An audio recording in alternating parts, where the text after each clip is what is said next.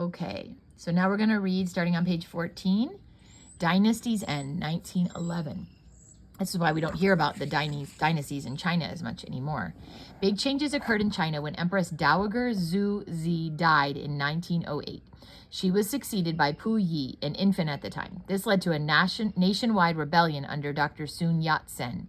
Sun worked to unify young intellectual revolutionaries with less cultured rebels belonging to secret societies. He proposed the three principles of the people: nationalism, democracy, and socialism. After overthrowing the Manchus, Sun became the first president of the Provisional Chinese Republic in 1911. China as a republic, 1912. China then experienced a period of instability and rapid transfer of power. The Manchus called Yuan Shikai, a military leader, out of retirement to defeat Sun and his republic. Instead, Yuan made a secret deal supporting Sun. The 6-year-old emperor Pu Yi stepped down and the era of dynasties ended. Sun resigned and was succeeded by Yuan, who promised a republic. However, Yuan became a dictator and tried to take control and become emperor. In 1912, the Kuomintang regime formed the Nationalist Party and attempted to overthrow Yuan. They were unsuccessful and fled to Japan. Civil war broke out between Republicans, who followed Sun, and rival militarists. In 1916, Yuan died, leading to a period of control by local military leaders. In 1919, Sun, or Sun, I don't know how to pronounce it, reorganized his national party with the help of Russian advisors. They merged with Chinese communists and built an army. When Sun died in 1925, General Chiang Kai-shek took over the National Party. He fought to control China and united the kingdom under one government. After internal conflict, Chiang severed ties with the communists, causing them to flee to the hills of southern China. Beginning in 1931, the nationalist government faced ongoing conflict with Japan. In addition to resistance from Chinese communists, the Japanese invaded Manchuria and took control of many ports and railways in the east. The Chinese were forced to consent to Japanese demands for land because they were weakened by wars against the communists. These common enemies rekindled feelings of unity in China, and some of the people rallied behind Chiang. Others protested against his giving in to the Japanese. They kidnapped Chiang and only released him once he agreed to give up fighting against the Chinese communists and focus on the war with Japan. In 1937, Japan attacked China outright and took control of most of eastern China. 4 years later, China joined the Allies in World War II. The Allies, led by the United Kingdom, the United States, and the Soviet Union, fought against the Axis powers led by Germany and Japan. Although the Allies had helped China in its fight against Japan, China was severely weakened. During this time, communists in northern China grew stronger. They trained soldiers and spread communist thinking. Their army of nearly 1 million took control of areas formerly held by Japan.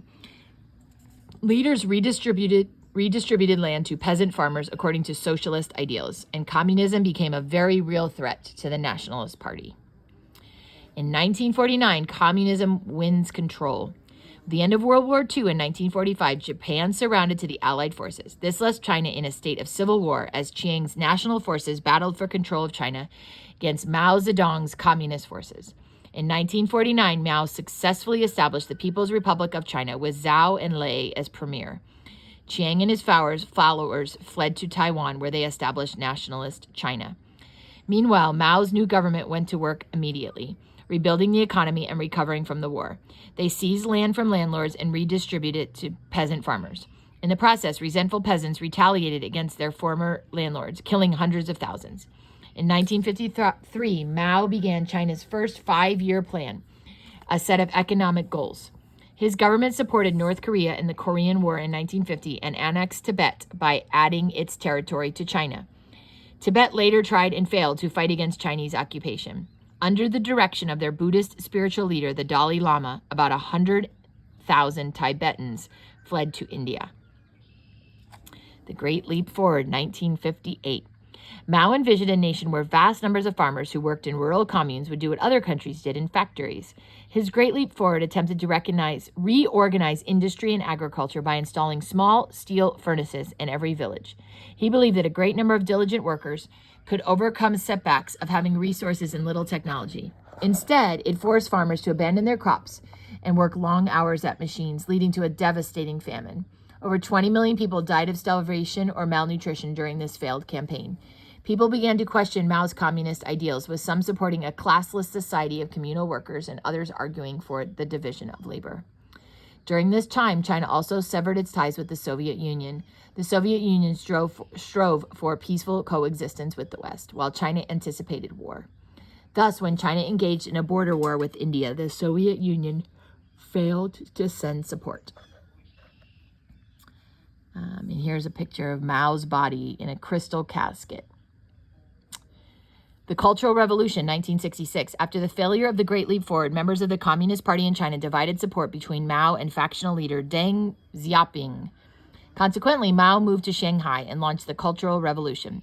This campaign closed schools and created Red Guard units consisting of young people. The Red Guards carried out violent attacks against ideas of the past.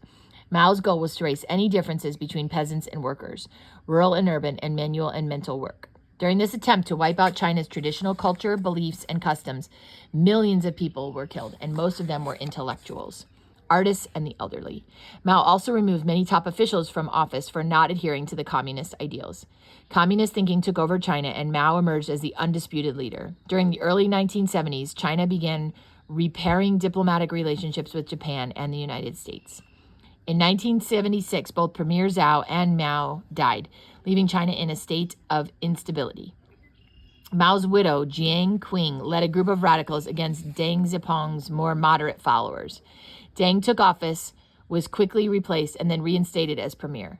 Jiang and other radical leaders were imprisoned as a more moderate Communist Party took control.